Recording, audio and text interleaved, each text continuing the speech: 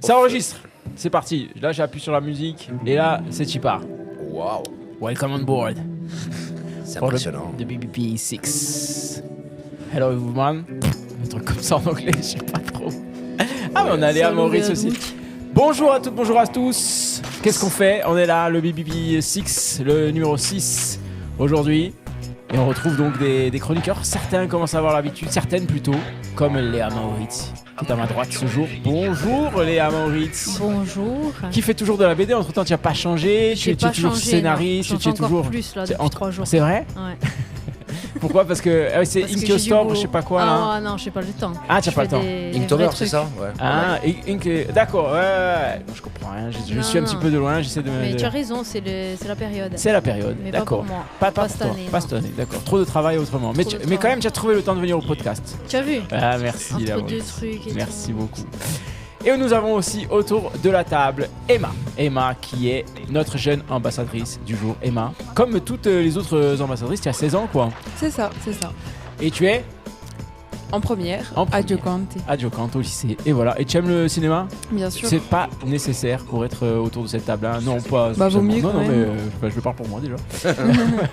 Et nous avons aussi Nico Pancrati qui est là. Oui. Nico qui fait tellement de choses dans la vie, qui est scénariste, qui est réalisateur. Tout à fait. Qu'est-ce qu'il fait? Il fait musicien aussi. C'est vrai.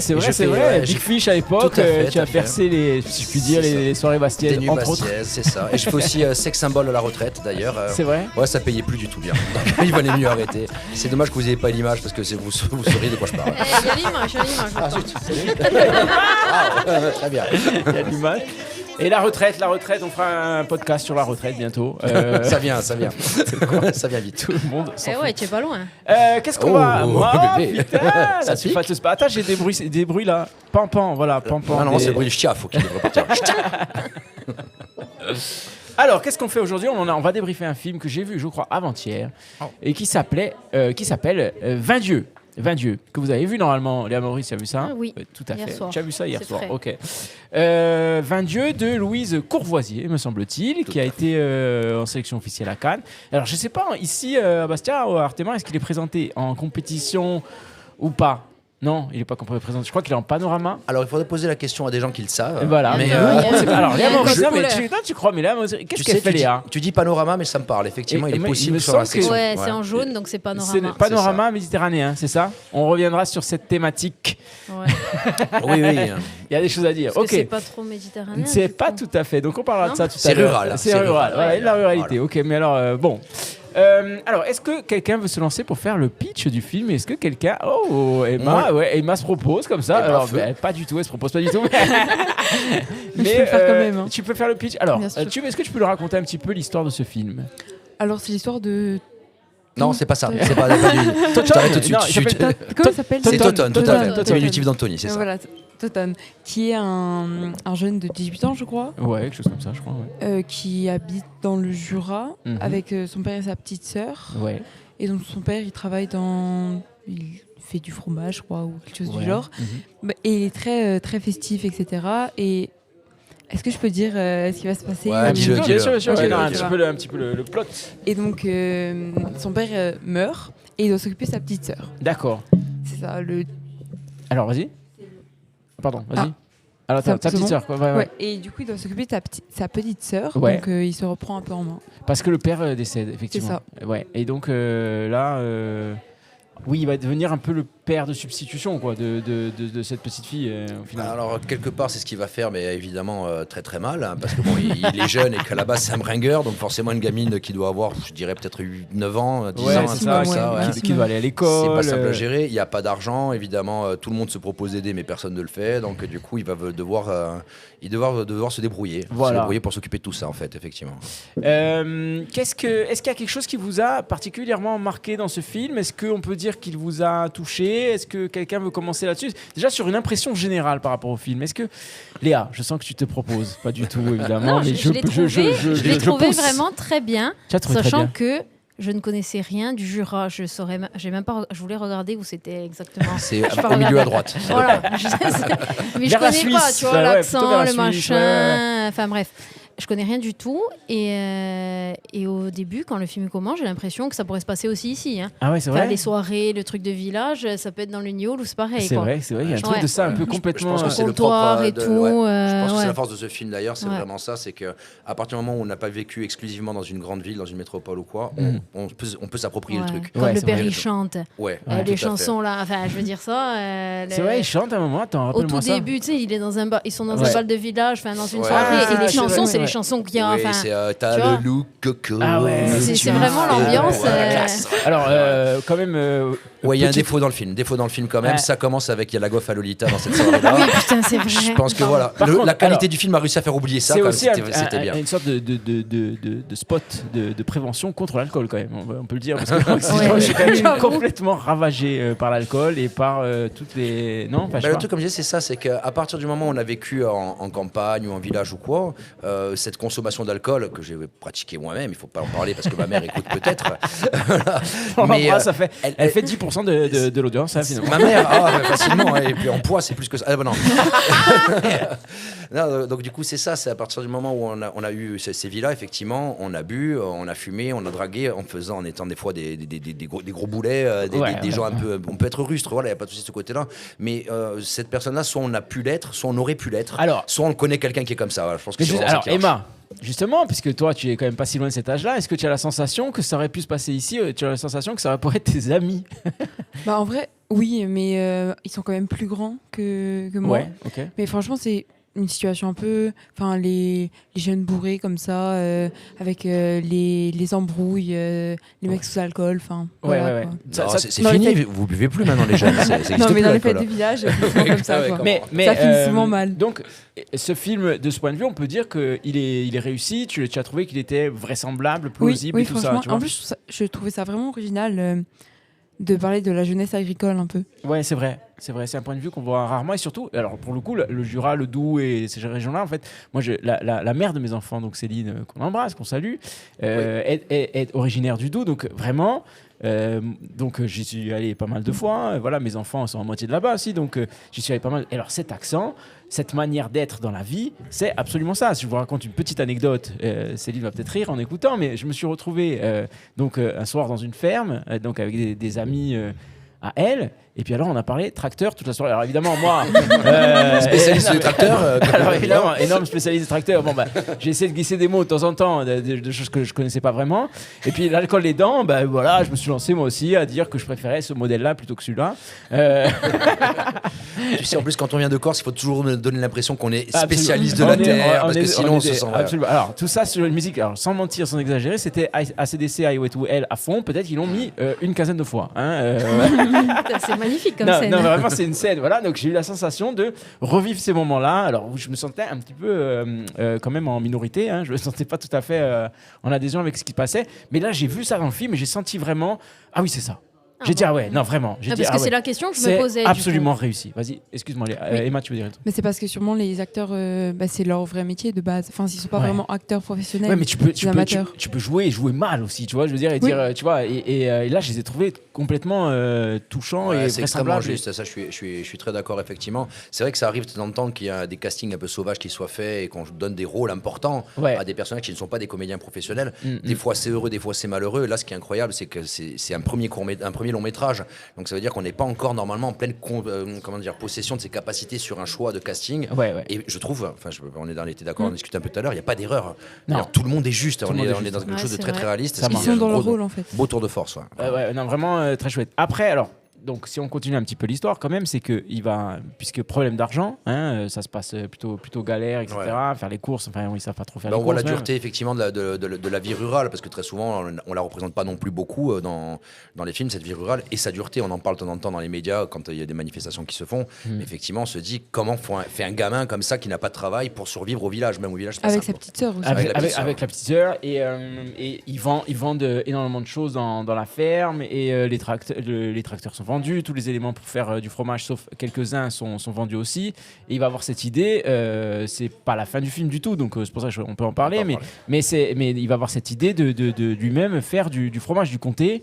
et essayer d'être médaille d'or agricole. C'est ça, on se dit que c'est d'abord parce qu'il voit quelqu'un qui effectivement a gagné un prix avec son meilleur comté, on lui dit 30 000 balles pour la médaille d'or, 20 000 pour la médaille d'argent, donc forcément c'est un gamin, il se dit waouh, 30 000 balles, c'est la flamme, c'est bien. Ouais. Et il rentre là-dedans, mais sans trop de réflexion. Ouais. Si ce n'est une phrase que j'ai trouvée vraiment belle qui dit par la suite, quand quelqu'un qui se demande pourquoi il fait du fromage, il dit en fait, il fallait que je travaille et puis c'était le matériel de mon père. Il n'y a pas de réflexion plus complexe que ça. En fait, j'ai ça sous la main. Il y a des fermes pas très loin. Je connais les meilleurs laits du Tchékar, donc je vais essayer d'attraper ça. Et en même temps, est-ce qu'il y a un truc qui est très touchant, évidemment, de l'ordre de la transmission. J'arrive tout de suite, Emma. De l'ordre de la transmission, c'est je m'intéresse au truc des anciens, en fait. Je m'intéresse comment ils faisaient avant, et donc. Ils vont voir à un moment une scène, une petite séquence que je trouvais très drôle, c'est ce moment où tu sais, ce truc à touriste. C'est un truc à touriste en fait. On dirait un musée, machin, et la femme explique, c'est comme si c'était dans les temps anciens. Voilà, on le verrait chez nous, regardez comment on fait le broche. C'est la même. C'est ça. Et en fait, on le mange pas vraiment, mais tu vois, maintenant c'est fait dans des trucs aseptisés, machin. Donc elle le fait à l'ancienne, au chaudron, etc. Et c'est très touchant parce qu'en fait, lui, il veut se réapproprier ça parce qu'il a pas le choix en fait. Simplement parce qu'il a pas toute la modernité, il a pas tout ça sous la main, et donc il veut marcher un peu dans les traces des anciens sans faire exprès. Mais c'est ça qui est chouette. Vraiment, désolé, je te non, voilà. Mais c'est vraiment un truc que j'ai bien aimé, c'est que souvent quand on va interviewer un agriculteur, c'est oui, alors vous êtes en lien avec la terre, vous cherchez à vous retrouver votre essence, mais des fois c'est juste parce qu'on est là où on est et puis c'est tout.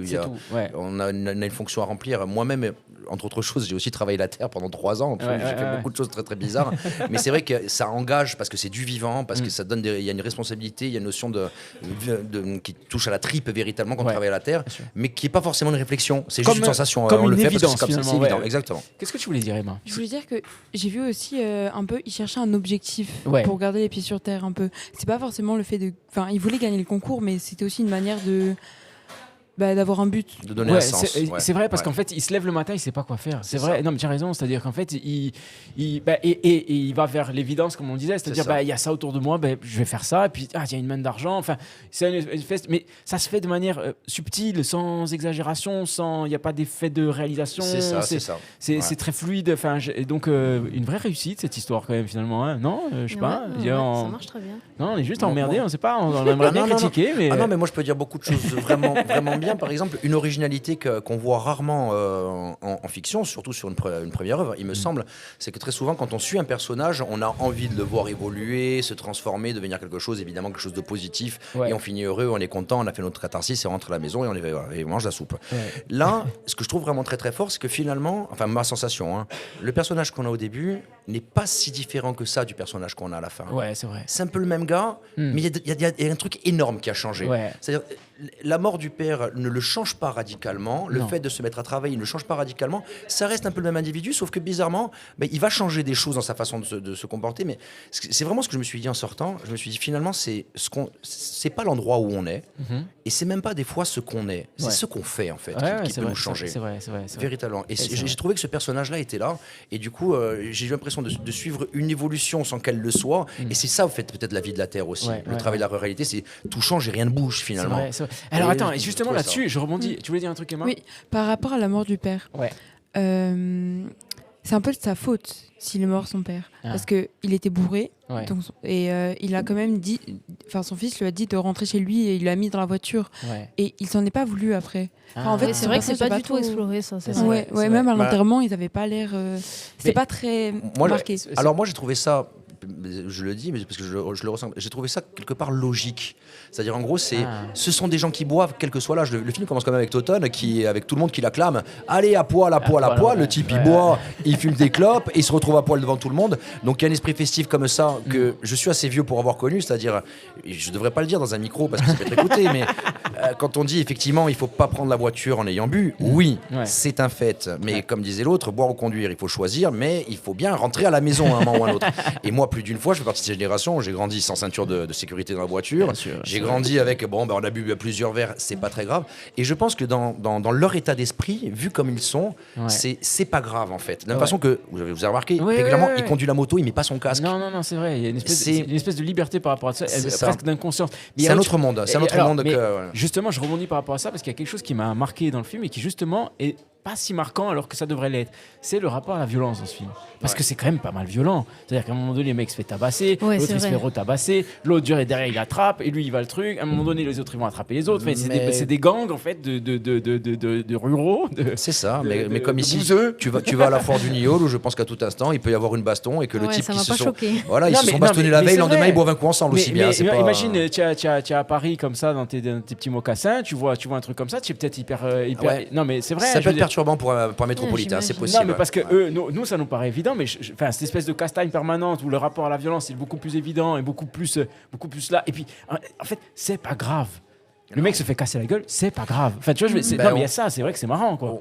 Moi, j'ai souvent entendu en Corse, mais je pense qu'on peut le dire à beaucoup d'autres endroits. Hein, c'est rien de tel pour régler une bonne baston à la fin que de boire un verre ensemble. Et les quasiment 80% des bastons se finissent comme ça, en fait. Non, je veux dire, c'est rarement une crise qui devient de plus en plus violente et profonde et qui s'installe. Hein. Et ce qui est même amusant, c'est que j'ai l'impression que des fois la violence résout les problèmes, tu vois. C'est-à-dire, en fait, tu devrais pas le dire, mais c'est vrai. Dans ce film, en tout cas, il y a une espèce de trop plein des fois, et il faut que ça sorte. Alors ça sort de manière un peu désorganisée, un peu foutraque, un peu tout ça. Et puis après derrière, il y a une espèce d'apaisement, et puis ça rentre dans l'ordre, et puis tout ça est assez naturel, assez normal. Mais c'est rare de voir ça, parce que désormais, quand on voit de la violence, il y a une gifle, tu sais, il y a beaucoup de ça, il y a beaucoup ça aussi en ce moment, et notamment par rapport, on va dire là que j'exagère et tout, mais par rapport à MeToo, etc., et des combats de violence, notamment par rapport aux femmes, par rapport, etc. Tu vois, tout de suite on s'offusque, à juste titre, c'est pas du tout le problème, mais c'est que là il y a de la violence en permanence, et que en fait ça fait partie du jeu, et surtout les hommes, ils s'en prennent plein la gueule, et c'est normal, tu vois. Ouais, mais puis c'est des gars, enfin je sais pas, c'est des gamins. Moi j'ai l'impression que c'est un truc, des petites bagarres de gamins. Oui, bon, des fois ils mettent des coups de pied et tout, mais des coups de pied, enfin ils sont. Je sais pas. Je trouve que le corps de Toton il est quand même pas mal. Je pense que si c'était des adultes, peut-être que ça serait plus choquant, tu vois. Peut-être, ouais. Je sais pas. J'ai l'impression que c'est un truc de gamin. Si c'était, parce qu'il fait vraiment, quand même, lui c'est celui qui fait le plus gamin en plus. Hein, il a vraiment un petit corps d'enfant et tout. Et puis c'est pour des histoires de filles que tu as dragué, c'est vraiment. Alors que si ce serait des adultes, il y aurait un côté un peu plus sordide, je pense. Ah ouais, ok. Ouais, non, mais c'est ça. Je sais pas. Peut-être plus menaçant, mais tu as peut-être raison. Je pense que tu as raison. C'est un truc effectivement quand tu es plus jeune, tu cherches à prouver un peu plus de virilité, à te mettre un peu plus à en découdre. Mais je pense aussi qu'il y a une espèce de... Je vais vraiment parler comme un vieux con, mais je fais ça depuis mes 13 ans, donc j'espère que ça dérangera personne, plus que d'habitude. Mais c'est ça, c'est qu'il y a, comment dire...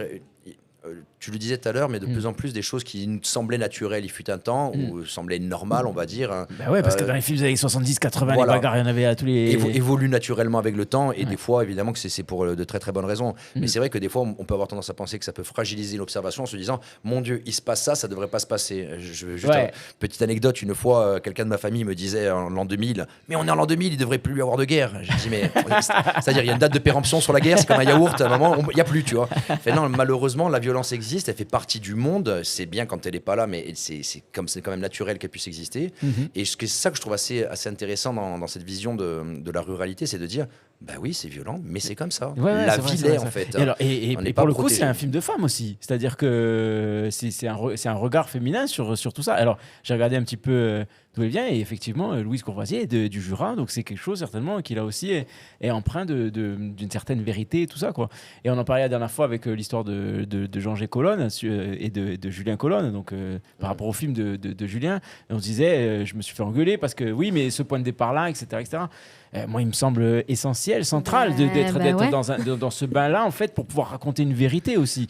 Et on n'était pas spécialement d'accord parce que Laurent et Marie Bondine, qui étaient autour de la table, disaient non, nous, on estime que c'est d'abord du cinéma et c'est avant tout ça, et c'est ça qu'il faut mettre en avant.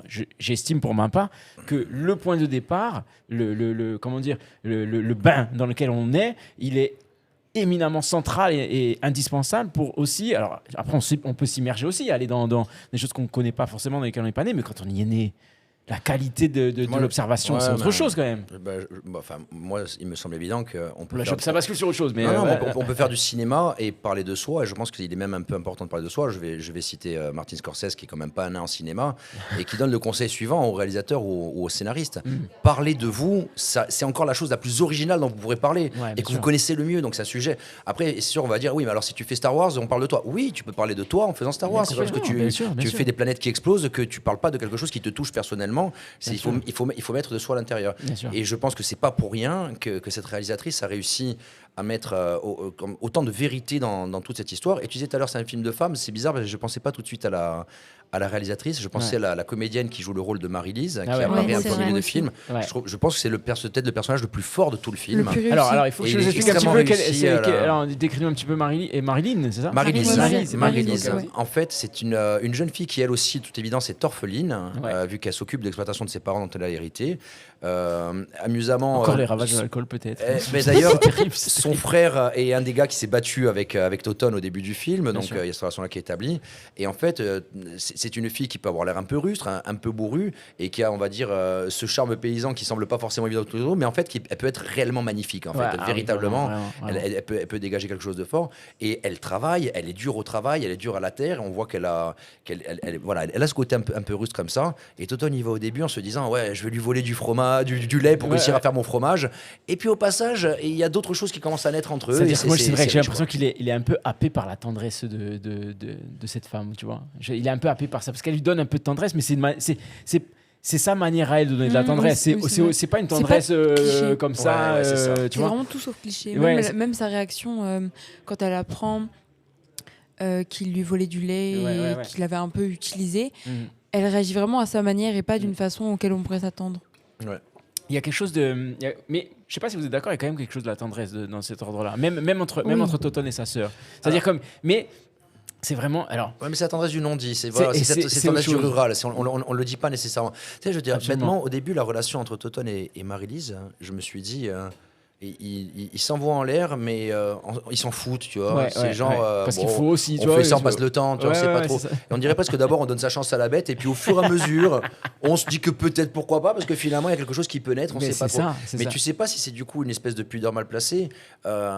Le citadin dirait certainement que Toton recherche sa mère aussi, parce qu'il faut faire du freudien, tu comprends, c'est beaucoup plus sympa. Il cherche sa mère chez quelqu'un qui, elle aussi, travaille à terre. Non, moi je pense que c'est autre chose. C'est, voilà, je pense véritablement qu'elle aussi, elle est sur un fil, comment dire, simple, véritablement simple. Mais vous savez... Je vous vois tous les quatre, hein. Je ne te vois pas toi, Stéphane. Hein. Mais les Américains, pour le cinéma et pour l'art de manière générale, disent « less is more ». Moins il y en a et plus il y en a. Et c'est très compliqué d'arriver à une quintessence. On ne se rend pas compte, je prends souvent les films de Claude Sautet, par exemple, où on a toujours l'impression c'est juste des gens qui discutent autour d'une table. Il n'y a rien de plus chiant et de plus compliqué que de rendre des gens autour d'une table en train de discuter, de rendre ça vivant. J'ai jamais vu un seul film de Claude Sautet, je me sens complètement nul. Ah, mais je te conseille au moins les choses de la vie, Vincent François pour les autres, parce que c'est des merveilles. Bon. Mais cette façon de filmer quelque chose qui a l'air naturel, simple, c'est-à-dire d'un coup tu te retrouves spectateur du réel, sauf que c'est de la fiction, et n'importe qui a déjà fabriqué de la fiction, c'est que il y a des lumières, il y a des micros, il y a des make-up, il y a des égos, il y a des trucs. Et d'arriver à une forme d'épure comme ça, c'est un travail de fou. Je trouve vraiment que la réalisatrice, sur le coup, elle est vraiment, elle a fait un travail magnifique. Et alors, il y a peut-être une perspective pour le cinéma français. Comme, franchement, je pensais engoncer à mourant et moribond.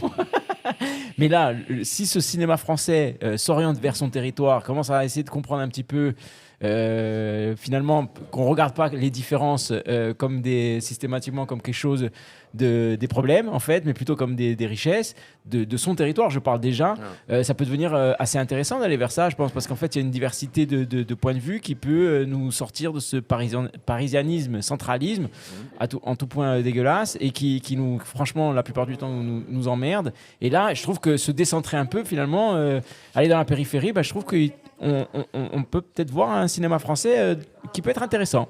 Ouais.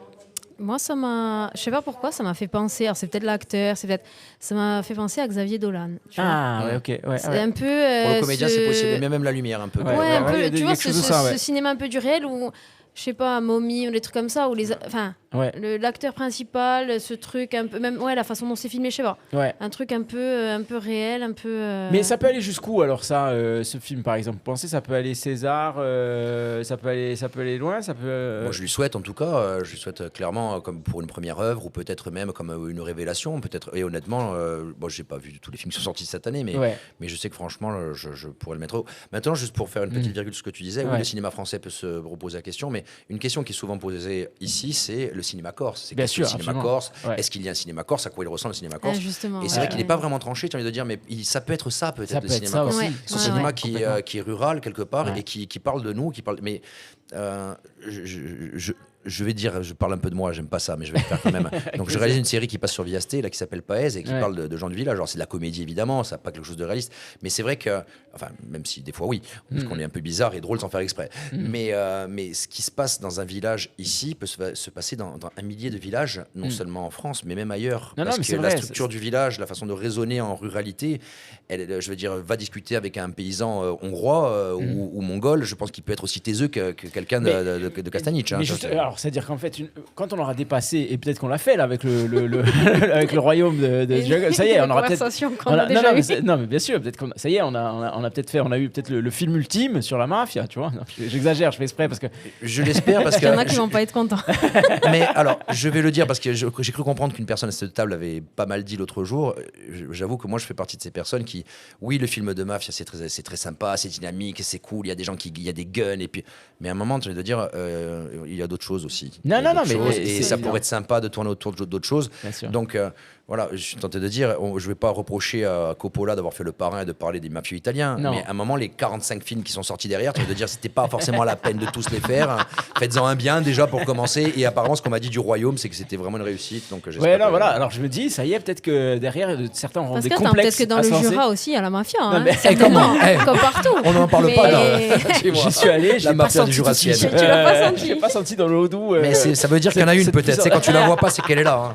Attention. Non, mais du coup, moi, la question, ça me fait rebondir parce que la question que je me posais, mais c'est vraiment extrapoler et chercher à comprendre. C'est quand je compare avec le cinéma corse, en me disant, ça me le fait souvent dans les films corses, si par exemple on le sent, si c'est un film qui est fait par quelqu'un qui est vraiment pas trop d'ici. Tu vois ce que je veux dire? C'est vrai. Genre, c'est un wannabe. Peut-être parce qu'on est très critique et machin, mais par exemple, tu le vois quand il y a des visions fantasmées de la Corse, quand il y a des trucs un peu clichés, etc. Et donc là, le problème, c'est que je peux pas juger parce que je connais pas du tout la région. Donc c'est pour ça que c'est intéressant que toi, tu connaisses un peu. Oui, je connais. Parce que je me dis à quel point c'est fantasmé, à quel point c'est vraiment réel. Et ça, je peux pas, je suis pas de là-bas. Donc, on peut remarquer qu'en 1h30, ils ont parlé au moins 2 fois de tracteur. Donc c'est raccord avec ce que tu disais, ton expérience personnelle. Mais du coup, certains réalisateurs qui œuvrent ici avec ou sans légitimité, quand ils diffusent sur le continent, du coup, ils s'en foutent en fait de la légitimité par rapport au territoire. C'est pour ça que Fred Farouch disait le premier jour, hyper important pour moi que le territoire accepte ce film.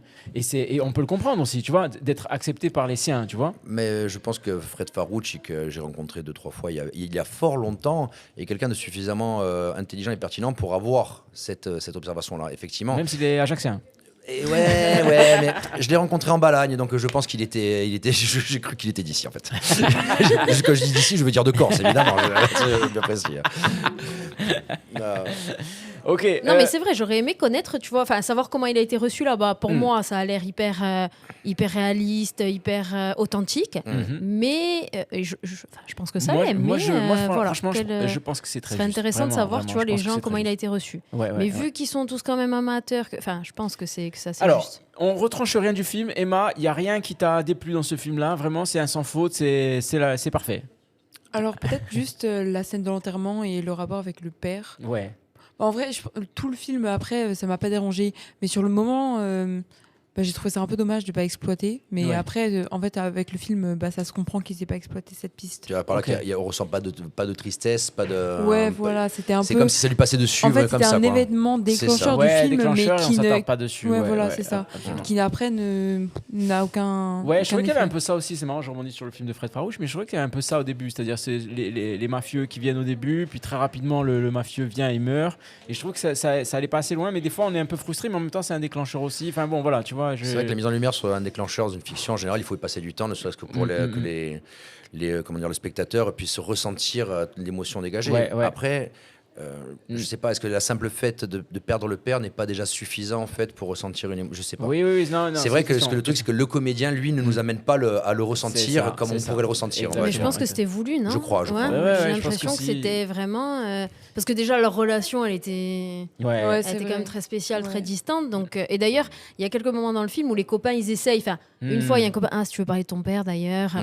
On voit qu'il y a une mini-tentative et lui, il dit rien. Non, mais c'est quand même donc, juste, c'est présent, mais c'est vrai que elle aurait pu aller complètement sur ça, mais moi, ça m'a pas forcément. En fait, je préfère même, je pense qu'elle n'ait pas exploité cette piste. Ouais, peut-être. Moi, une chose, peut-être, Nico, tu as quelque chose à dire sur. Tu retranches rien du film? Je retranche un truc après. Alors, Nico, quelque chose? Je vais faire de la redondance, j'aime pas ça, mais il paraît que ça arrive de temps en temps. Mais il y a un choix musical à un moment que j'ai trouvé très très peu opportun. mais par la suite, ça m'a sorti du film. Voilà, ça a failli, je me suis dit merde, on en est là. Et finalement, le reste du film a réussi à m'embarquer, à me faire oublier presque ça. Mais tu sais quand même, des grands fans de Patrick Sébastien, parce que j'y suis allé. Bien sûr. J'ai été, alors je ne sais non, plus. C'est plausible, c'est plausible. Non, absolument. Non, on parle de La Gaufre à Lolita. Donc, grand fan de Patrick Sébastien. J'ai assisté à un moment aussi, j'ai vu alors je ne sais plus comment ça s'appelle, je vous aurais dit le nom, vous seriez esclaffé. La fête de la paille, peut-être, tout simplement. C'est déjà bien pour c'est déjà bien. Je crois que c'est ça. Je crois que c'était ça. Bon, et là j'ai vu les Vampas, un groupe de rock alternatif magnifique, merveilleux. Mais bien sûr. Et donc c'était une folie furieuse. Personne n'écoutait spécialement la musique, mais tout le monde dansait. C'était vraiment phénoménal. Et oui, évidemment, énormément de Patrick Sébastien. Et donc, ce qui est merveilleux, c'est que La Gaufre à Lolita est désormais assimilée à du Patrick Sébastien. Et tout va bien, j'ai envie de dire, en fait. Quelque part, c'est devenu ce que c'est-à-dire à la base c'est une chanson de Kaboulot et puis c'est devenu une chanson de bal de village. Voilà. Et c'est pour ça que ça a beaucoup cartonné entre autres dans le sud-ouest de la France principalement. Et tout ce qui est feria et tout s'empare de ce genre d'air comme ça, un peu latin, un peu espagnol. Ouais. Voilà quoi. Mais après ça reste de la merde. Pardon, fallait pas dire de gros mots au micro peut-être. Désolé. Pas de gros mots sur toi, jamais d'avis. Alors jamais, ça n'existe pas. Complètement. Peut-être qu'il y en a qui aiment. Complètement d'accord. Ah oui, mais il y a des gens qui mangent de la merde aussi. Pardon, je devrais arrêter de parler de ça. Je sors vraiment des clous. C'est qu'on est dans un podcast et qu'on peut tous permettre quasiment. C'est vrai, c'est pour ça que je le fais. Tu bipes les gros mots, non? Non, oh là là, je vais pas faire ça, on s'en fout. Il y a 10 auditeurs, c'est nous. C'est bon. C'est vrai, c'est moi tous les matins. En travaillant, j'écoute un épisode. Léa Maurice, que retranches-tu de ce film? Alors, pas du tout sérieux le truc, mais quand même, je l'ai noté. Les ongles noirs. Donc tout le long, ok, c'est très bien, mais le gosse, après j'ai réfléchi, bon déjà ça me ch'toumague et c'est bien, parce que ça a suscité une réaction. Hein. Qu'il a vraiment les ongles noirs tout le temps pourris, les mains sales, je sais pas si tu as... Mais il travaille pas au début, donc pourquoi il a les ongles noirs? Tu vois parce que c'est un petit cochon. Voilà, parce qu'il se l'a. Mais je trouvais que c'était un peu poussé, parce que les autres ils aient les ongles noirs parce qu'ils travaillent la terre et tout, mais lui, il faut rien, il boit des coups, machin... Regardez, je peux te laver les mains. Enfin, pour moi, c'était on passe le message à Louise Courvoisier, j'espère. Et après, en général, on passe un message souvent, on a entendu à la make-up spécialement. Fais un effort, s'il te plaît. Quand il allait avoir des relations avec la fille, je me suis dit, mon Dieu, mais. C'est vrai, là, on parle d'hygiène, et là, sur ça, Léa, elle est intraitable. Ça, sur ça. Enfin, bref, voilà. Elle a nettoyé son micro d'ailleurs pendant un quart d'heure, elle a dit que pas bon. C'est un seul truc, et c'est pas du tout sérieux. Moi, j'ai un autre truc, mais peut-être un peu plus sérieux. Les coupes de cheveux? Non.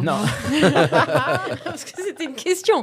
Est-ce que quand tu as été là-bas, ils avaient les coupes de cheveux comme les copains, là, qui coupent au bol? Ils se coupent les cheveux eux-mêmes.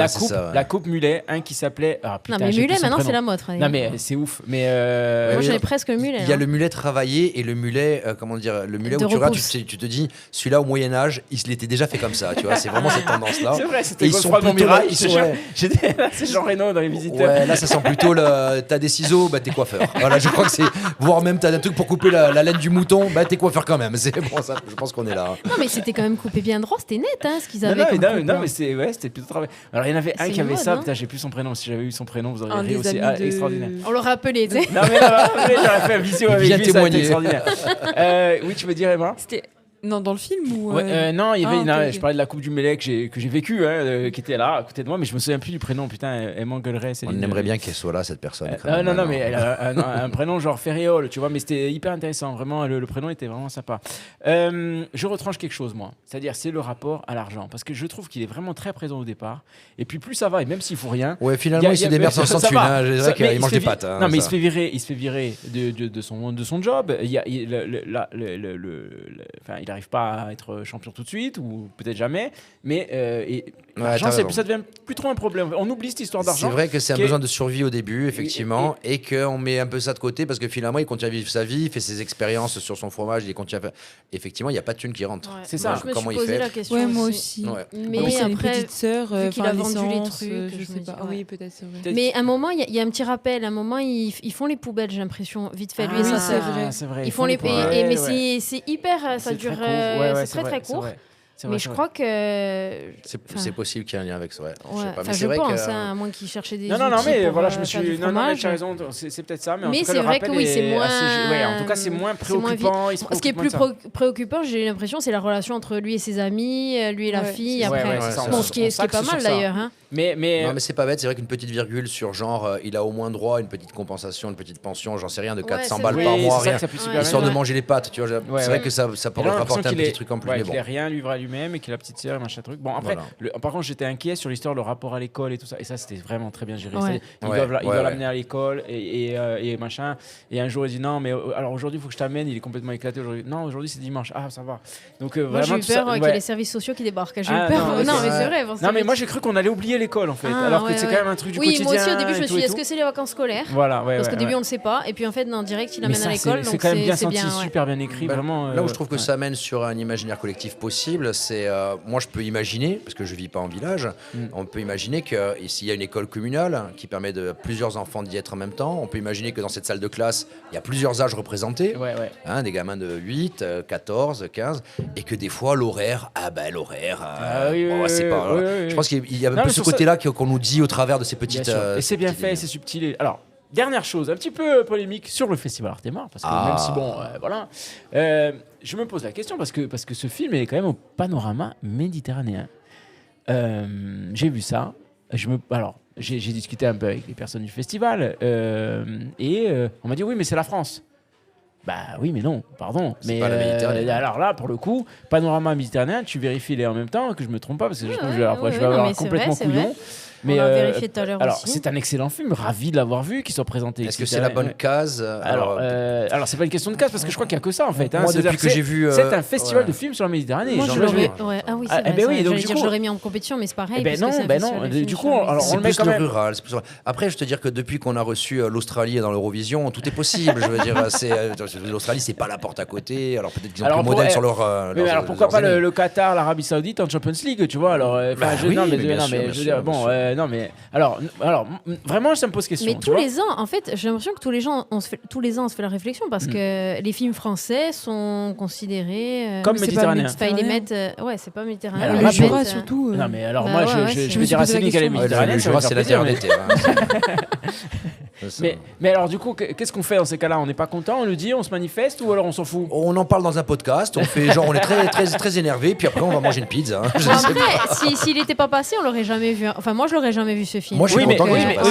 Moi aussi, je suis content, mais j'ai l'impression qu'on est hors sujet. C'est la bonne case. Tu vois ce que je veux dire? C'est qu'on est hors sujet. Emma, on est hors sujet ou pas? Toi, quand tu es hors sujet en classe, on te dit tu es hors sujet?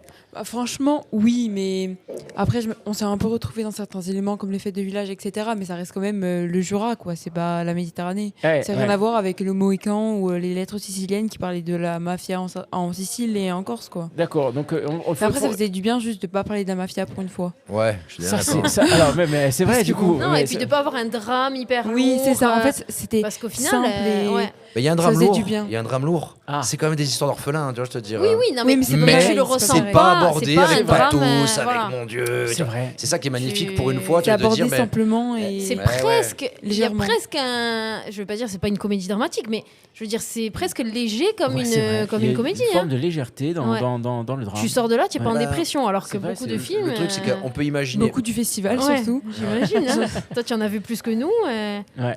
Oui, non, mais c'est vrai, il y a une espèce de... Tu veux dire un truc? Ouais, je vais à peine exagérer, peut-être, mais c'est mon style aussi. Mais il est possible que... comment dire, je reviens sur le fait de pratiquer la terre.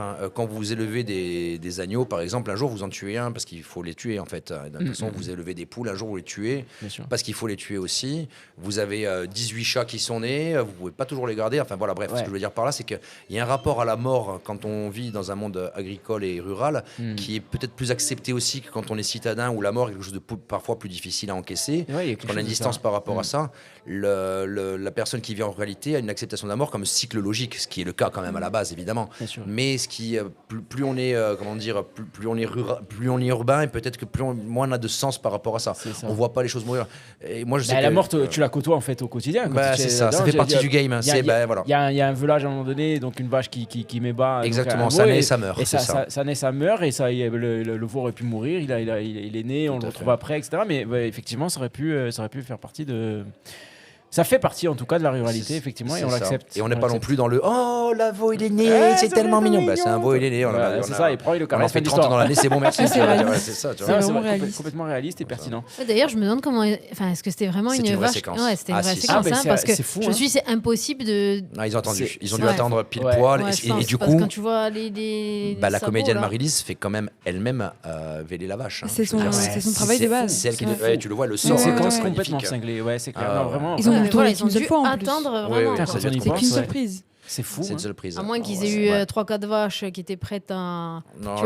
En même temps, au cas où il y en a eu. Non, mais je pense que c'est plutôt un coup. Enfin, je sais pas, je fais que présumer. Mais c'est un coup, on sait que dans cette période, la vache va être prête. Donc, du coup, on prépare le staff à ce moment-là. Et autant, ce jour-là, on y va à 2-3 cams. Histoire d'être sûr de bien couvrir au moins les 2-3 moments importants de la naissance. Il faut que ça joue, il faut avoir confiance parce qu'il y a des comédiens non professionnels, etc. Mais c'est super bien fait parce qu'on le ressent pas du tout et on se dit pas. Très beau travail. Si par mégarde elle écoute ce podcast, je tiens vraiment, on la félicite tous, je pense. Envoie-lui sur Instagram. Tu crois qu'on va faire ça? Je sais pas. Je crois qu'ils s'en foutent. On était contents. Tu as dit que tu avais des contacts dans le Jura. Maintenant tu trouves. C'est clair. Essayer de la trouver. Je sais pas. Ok. Et ben on va conclure alors cette émission. Qu'est-ce que je fais? J'envoie la musique pour conclure. Mais volontiers. C'est bien la musique. Bang Bang, on n'a pas vraiment flingué là, pour le coup. Je peux dire un truc vraiment sale avant de partir si tu veux, vas-y. Non, je ne ferai pas ça. Ça va aller. Bon, merci infiniment à vous trois d'avoir participé à ce Bang Bang number 6, je crois. Et on va voir quelque chose bientôt. Nico, tu vas voir quelque chose là? Il y a quelque chose qui te branche ou pas? Sur Artemar, et je suis pas sûr tout de suite, mais il y a Joker Folia 2 qui est sorti. Je suis un gros amateur du concept, donc je vais tenter ma chance. D'accord, ok, très bien. Emma, tu vas voir quelque chose? Je sais plus comment ça s'appelle. Génial. Très bon titre. C'est peut-être le meilleur film du festival. C'est le tien? Oui, il y a le mien tout à l'heure. Ah, mais c'est vrai qu'il y a le tien qui passe tout à l'heure. On n'allait pas voir ça. Voilà ce qu'on va voir. Et Léa Maurice, tu vas voir quoi toi? À part le tien, je crois que je vais plus en voir et après. Parce que deuxième semaine, il y a plein de rediff. Faites gaffe, deuxième semaine. Non, mais je vais faire ça. Plutôt que Joker, je vais faire du Stéphane Régoli. Beetlejuice, tu vas voir ça? Ouais. Ok. C'est super méditerranéen. On est complètement dans la thématique. Ça sera ça l'année prochaine. Merci infiniment à toutes et tous d'être avec nous et de revenir dès que possible avec nous parce que c'était vraiment un plaisir.